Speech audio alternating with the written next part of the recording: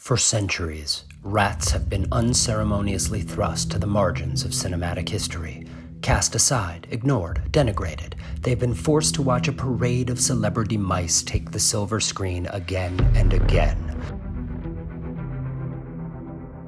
These rodent icons have since become household names. Mickey and Minnie Mouse, Mighty Mouse, Stuart Little. Some of these characters, like Fievel, were clear Oscar bait from the moment the script was incubated.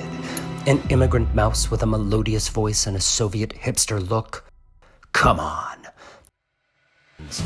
Others unlocked niche genres and career-defining roles like what The Great Mouse Detective did for film noir, or Pinky and the Brain did for acerbic ensemble comedy. In his dashing getup, mouse icon Speedy Gonzales bridged a significant and arguably problematic cultural gap between America's North and South. The rescuers brought down the house with their globe-trotting savoir-faire.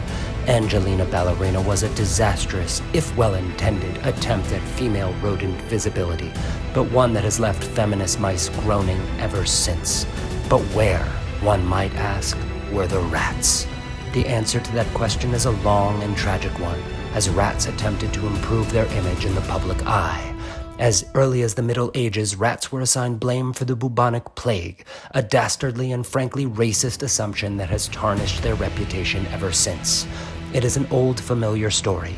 The propaganda machine turns on our rodent friends and publicly defiles them in a mudslinging media war that many historians have since connected to the subsequent use of rats in scientific experiments. Some of our greatest scientific discoveries have been achieved off the backs of long, suffering, oppressed rats.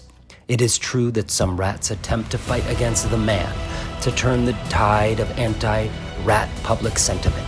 We experienced a brief reprieve with Pizza Rat, yet Peter Pettigrew did everlasting damage as a shape-shifting rat villain in the Harry Potter franchise.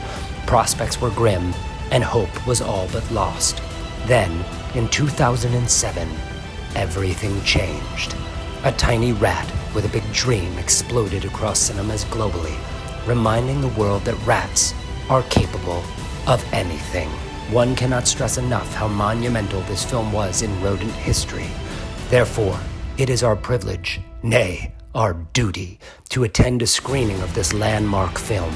We do it to show ourselves and our pets and any subway rats out there wishing on a falling star that dreams are possible, and a sprinkle of hope and a dash of faith and salt. Don't forget the salt, otherwise it'll just taste gross. I don't want to eat garbage, Dad. What is that?